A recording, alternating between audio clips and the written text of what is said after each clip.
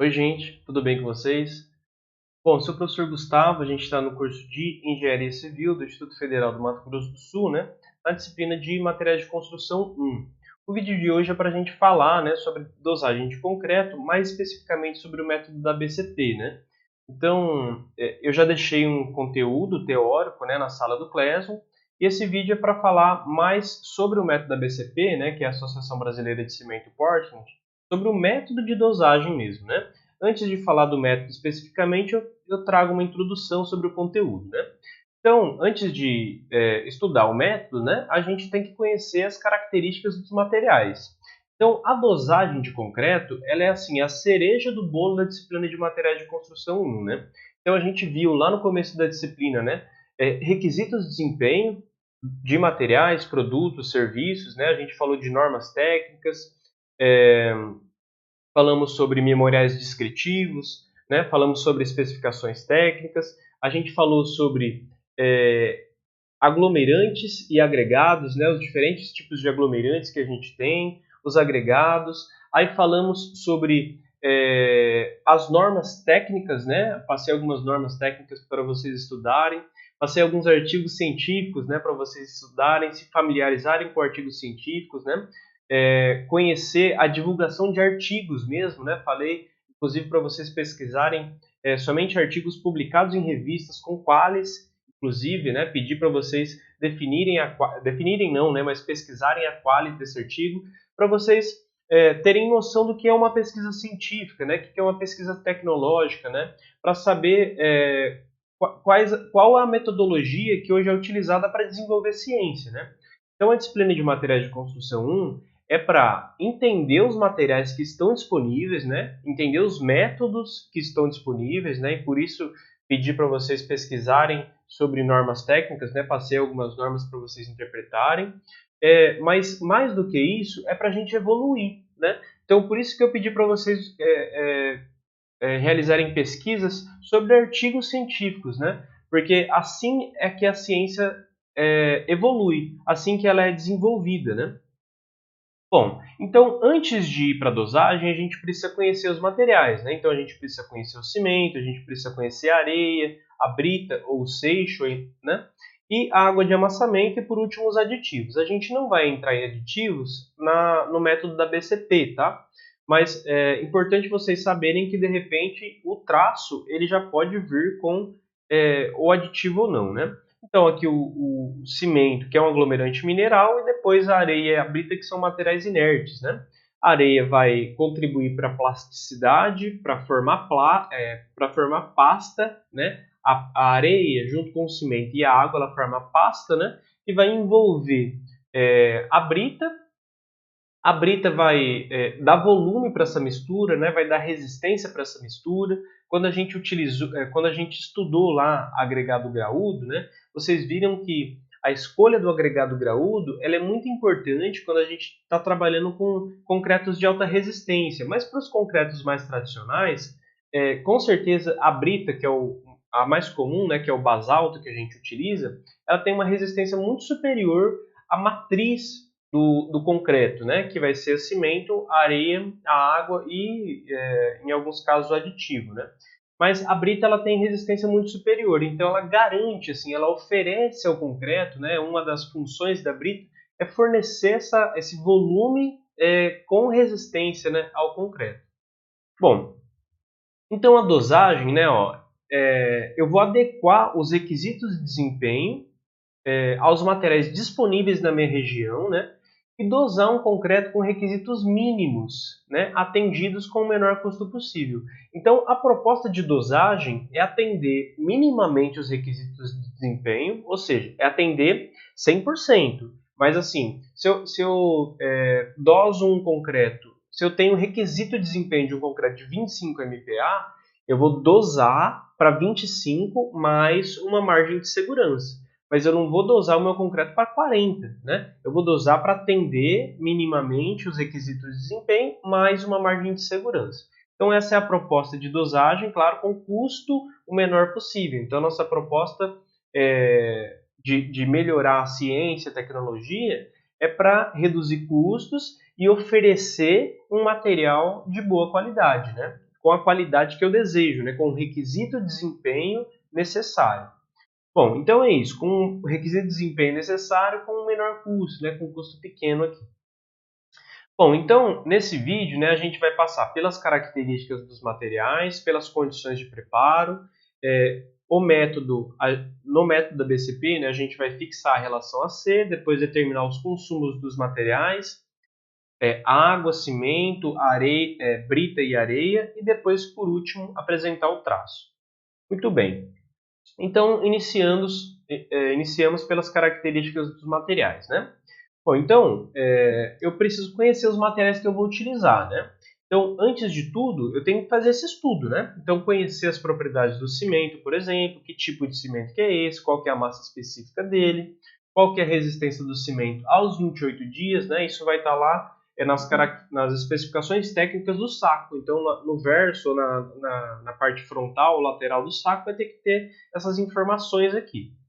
Bom, depois eu tenho que conhecer as propriedades dos agregados, né? Análise granulométrica, módulo de finura que vai estar dentro da análise granulométrica. Então, quando a gente estudou agregados, eu pedi para vocês, foi uma tabelinha lá, eu dei parcialmente o resultado da análise granulométrica e pedi para vocês encontrarem o módulo de finura do agregado miúdo e também a dimensão máxima. Aí, naquele ensaio, eu pedi a dimensão máxima do agregado miúdo, né? Mas a análise granulométrica a gente faz da mesma forma. Então, se vocês entenderam como vocês encontram a dimensão máxima do agregado miúdo, vocês também entendem como vocês vão encontrar a dimensão máxima do agregado graúdo. Então, essas informações aqui a gente precisa para fazer a dosagem do concreto. Então, aquele ensaio granulométrico que eu passei para vocês fazerem, né, em formato de atividade, não foi à toa, né? É porque a gente precisa dessas informações para fazer a dosagem. Então, percebam que durante toda a disciplina a gente veio construindo conceitos para chegar ao final da disciplina entendendo como fazer a dosagem de concreto, né? Bom, falamos das características dos agregados. Estamos falando, né, das características dos agregados, além de, então, análise granulométrica, a gente precisa de massa específica e massa unitária compactada. Então, esses conceitos aqui estão lá no início da disciplina, né, quando a gente falou das propriedades dos materiais, né? Então, entre as propriedades dos materiais estão a massa específica e a massa unitária compactada. Bom, depois eu vou para as propriedades do concreto, né? Então, a gente falou das propriedades do aglomerante cimento, dos agregados e agora das propriedades do concreto. Então, eu preciso conhecer a consistência desejada para o estado fresco, né? Então,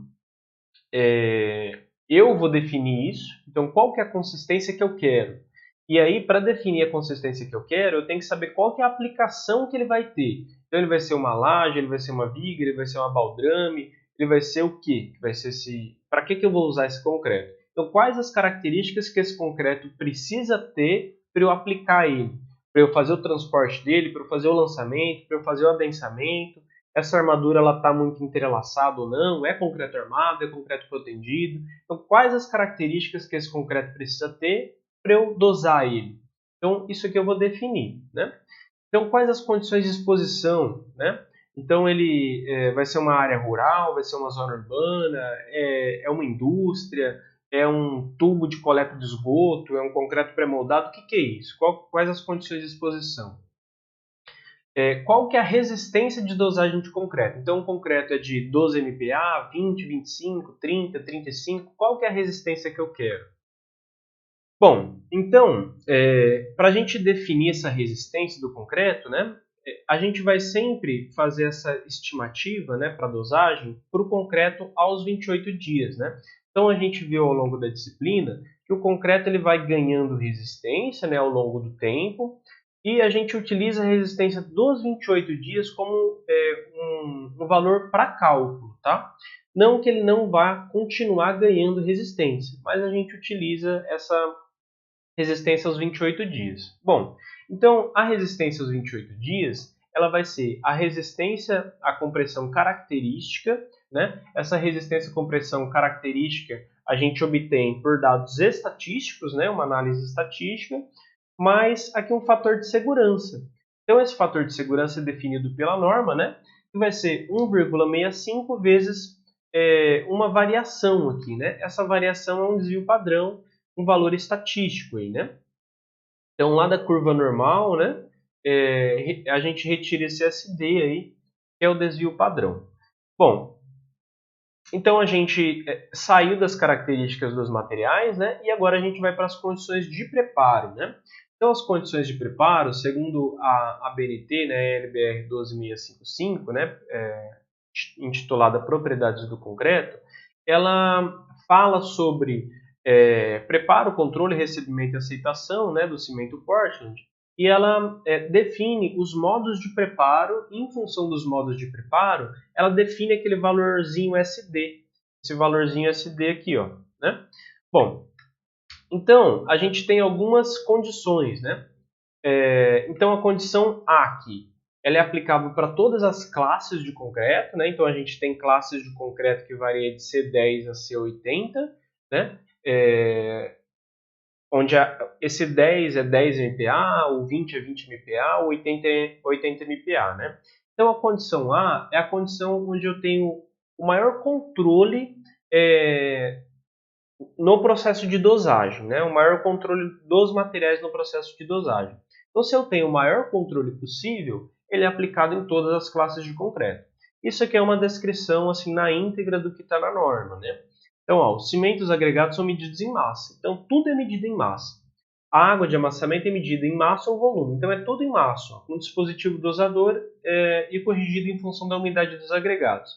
Então, o agregado, se ele tiver úmido, eu faço a correção dele e coloco menos água, por exemplo. A areia está com uma umidade de 6%. Então, eu faço a correção da quantidade de água em função da umidade do agregado. Então, a condição A é controle total. Bom, nesse caso que eu tenho controle total, o meu SD ele é de 4 MPa. Então, olha a segurança que eu tenho, né? Na equaçãozinha lá, é 165 vezes o SD. Então, é 165 vezes 4. Isso vai ser a segurança que eu vou ter para encontrar, então, minha resistência do concreto aos 28 dias. Isso é tudo fator de segurança. Bom, a condição B, que é a segunda condição, ela é aplicável a condições de C10 a C20. Então, os concretos entre 10 e 20 MPa. Então, acima de 20 MPa, eu já tenho que ter controle em massa para todos os materiais, aglomerantes, agregados e água. Até 20 MPa é permitido uma condição menos rígida, né? Então, o que é essa condição menos rígida? Ó, o cimento é medido em massa, né? Então, eu posso pegar um saco de cimento que é 50 quilos, ele é medido em massa, né? A água de amassamento é medida em volume, mediante o dispositivo dosador. Então, o peso específico da água ele se aproxima de 1, né? Então, se eu meço a água em volume, eu tenho, de forma indireta, o valor em massa. Então, se eu tenho que medir a água em volume, eu tenho aproximadamente o valor em massa, o peso, né, dessa água. E os agregados medidos em massa combinado com volume. Então, aqui, os agregados, eu tenho combinação de volume com massa, né? Então, eu posso confeccionar padiolas, né, que são recipientes de volumes conhecidos, e aí eu meço o meu agregado em volumes combinados com massa, né? Então, eu perco aqui um pouquinho de controle de qualidade, tá? Por isso, o meu desvio padrão ele vai de 4 para 5,5. E aí eu tenho a última condição, a condição C, aplicados para concretos de 10 a 15 MPa. Então a resistência diminui, o meu controle de qualidade diminui também. Ou ao contrário, né? Se o controle de qualidade diminui, a resistência tem que diminuir, tá? Então, ó, o cimento é em massa, né? E aí o restante é em volume, né?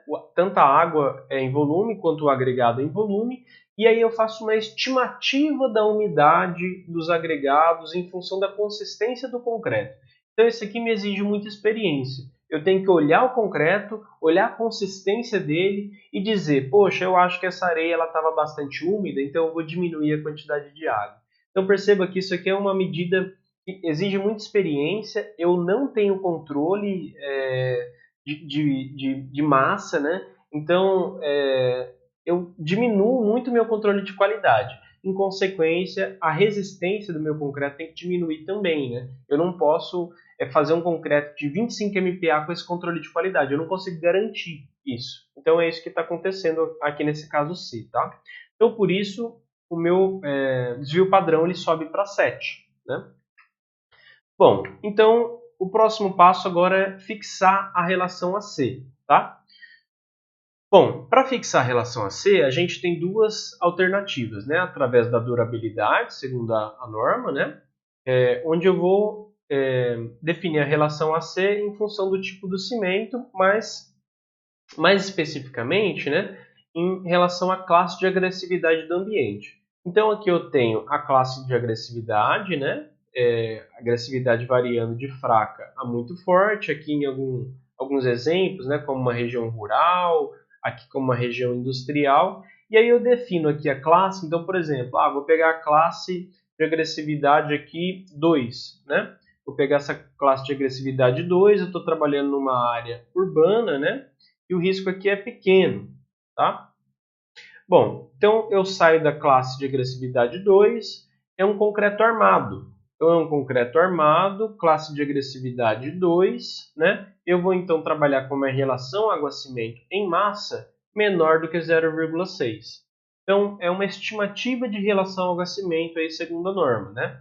Então para essa classe de agressividade, esse valor. Então se eu estiver trabalhando com agressividades maiores aqui, né? A agressividade 4 aqui, por exemplo, ó, relação água-cimento aqui para concreto protendido, né? CP, concreto protendido. Eu tenho que trabalhar com relação água-cimento menor do que 0,45.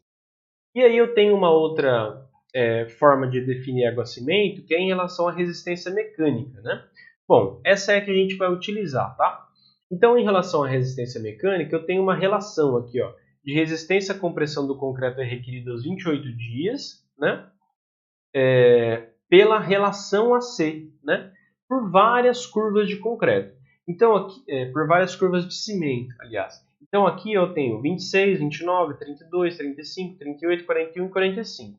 Então, essas daqui são as curvas em função do cimento que eu estou usando. Então, se eu estou usando esse aqui é um CP2E. Então, CP2E tem uma adição. Que adição que é essa? E de escória, né? A gente viu isso lá na aula sobre cimento. E 32 é indicação da resistência aos 28 dias desse cimento aqui. Então, é isso que quer dizer esse 32 aqui, ó. Então, eu entro na curva 32. Então, essa aqui é a minha terceira curva de baixo para cima, né? 32.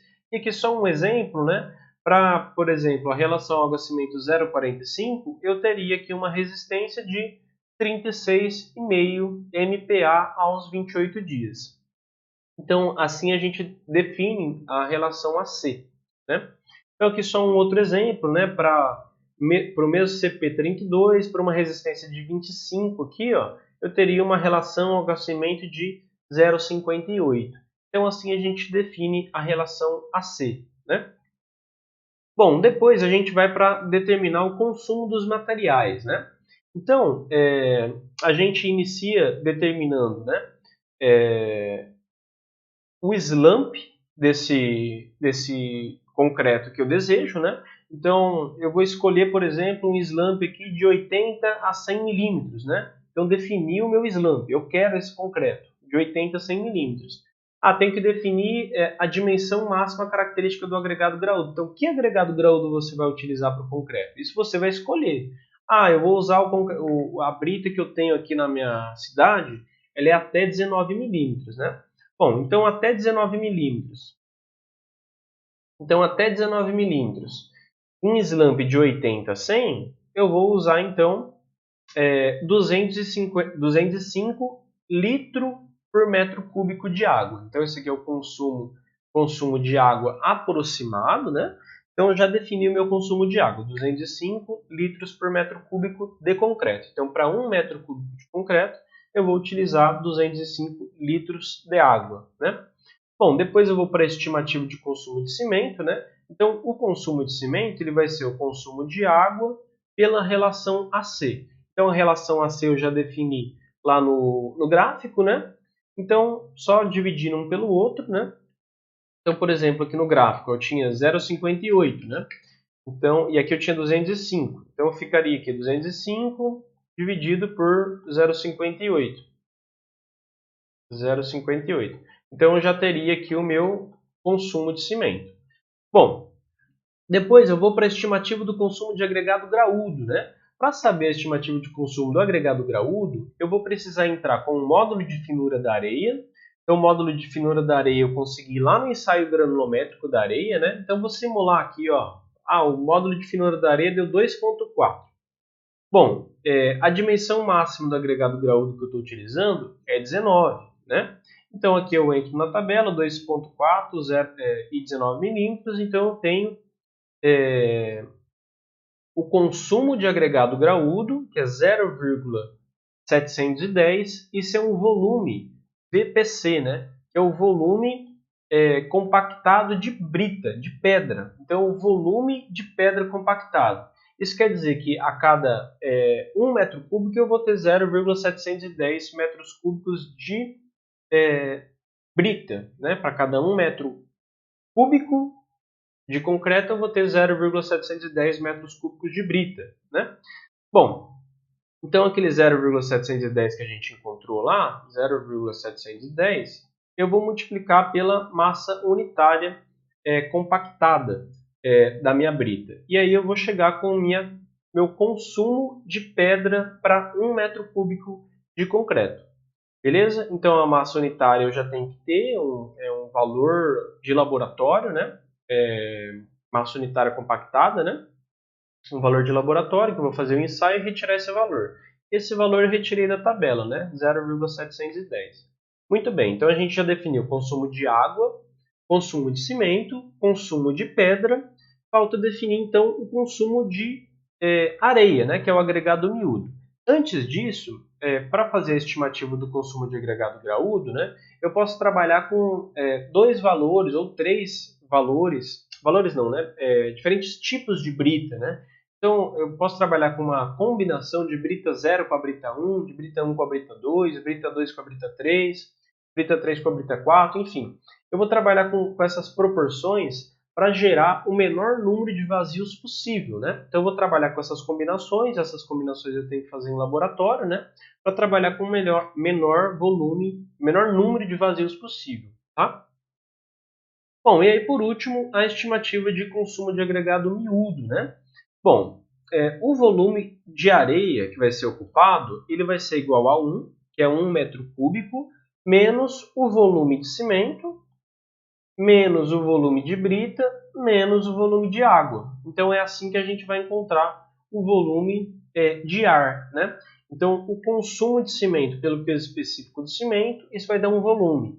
O consumo de pedra pelo peso específico de pedra, isso vai dar um volume.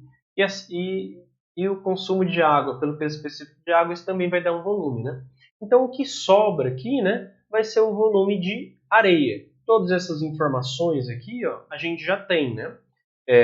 Os pesos específicos a gente tem de laboratório, né? É uma característica do material, e os consumos a gente acabou de encontrar, né? Então encontramos o consumo de água, depois o consumo de cimento e por último o consumo de pedra. E agora a gente está encontrando o volume de areia. Bom, encontrei o volume de areia. Encontrei o volume de areia, multiplico pelo peso específico da areia, né? Vou encontrar então o consumo de água. E aí, por último, então, eu vou fazer a apresentação do meu traço, né? A apresentação do traço ela vai ser sempre o cimento pela areia, pela brita, pela relação, né? Água-cimento, né? Então, ele é sempre apresentado dessa forma. Então, isso aqui vão ser números, né? Então, o consumo de água, o consumo de areia pelo consumo de cimento vai me dar um número, né? Então, por exemplo, vai dar um traço 1 para 2 para 3 para a relação água-cimento, por exemplo, 0,6.